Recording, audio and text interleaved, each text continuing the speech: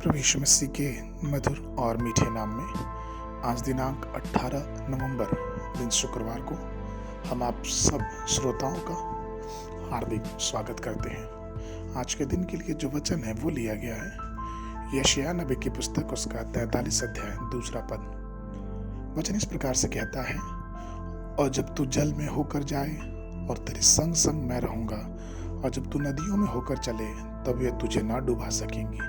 जब तू आग में चले तब तुझे आंच न लगेगी और उसकी लौ तुझे न जला सकेगी।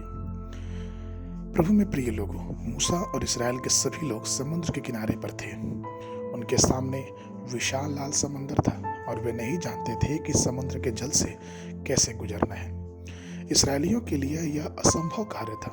उस महान भीड़ में लगभग 6 लाख युवा और बूढ़े शामिल थे, परंतु यहोवा ने उस विशाल लाल समुद्र को मूसा की छड़ी से 2 भागों में बांट दिया।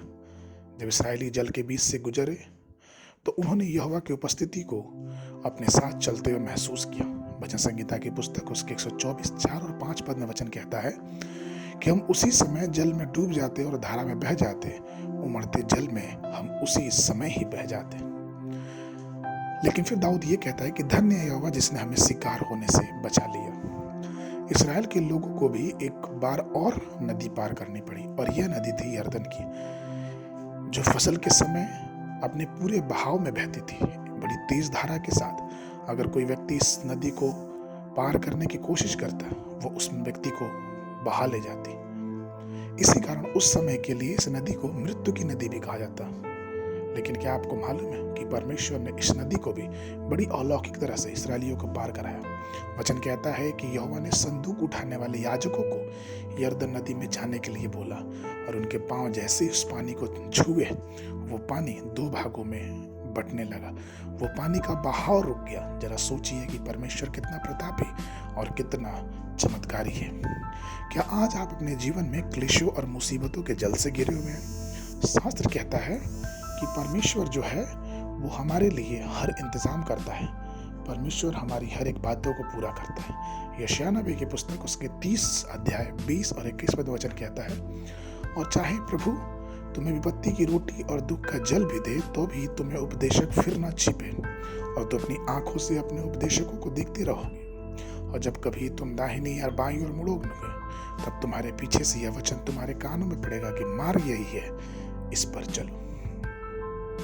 पुराने नियम में हम ये भी पाते हैं कि एक बार एलिशा को भी एक नदी पार करनी पड़ी, और ये नदी वही यरदन नदी थी। एलिशा ने एलिय्याह की चादर की सहायता से उस नदी को पार किया। अर्थात हमारा भी जीवन हर पल जब नदियों के संघर्ष से लड़ता है, जब उस जल के बहाव के सामने हमारा जीवन रुकते हुए दिखता है, आप इस बात को ध्यान रखें कि पवित्र आत्मा रूपी चादर, पवित्र आत्मा की सामर्थ्य हम उस जल के उस पार लेके जा सकता है। इसलिए प्रभु में प्रिय लोगों, आइए अपने ऊपर बहने वाले जल के प्रभाव के तरफ ना देख के उस परमेश्वर की पवित्र आत्मा की सामर्थ्य की तरफ देखें, जहाँ परमेश्वर हमें हर प्रकार से आशीष देने के लिए तैयार है, क्योंकि उसने कहा है वो कभी हमें नहीं छोड़ेगा। आज के मनन के लिए भजन संहिता की पुस्तक उसका 66 अध्याय 12 पद। तूने घोड़चढ़ों को अपने सिरों के ऊपर से चलाया और हम आग और जल से होकर गए, परंतु तू ने हमको उबारा और सुख से भर दिया। बाइबल अध्ययन के लिए यहेजकेल की पुस्तक उसका 8, 9 और 10 अध्याय। संध्या के समय इब्रानियों की पुस्तक उसका 13 अध्याय। परमेश्वर आप सबको आशीष देवे। आशीष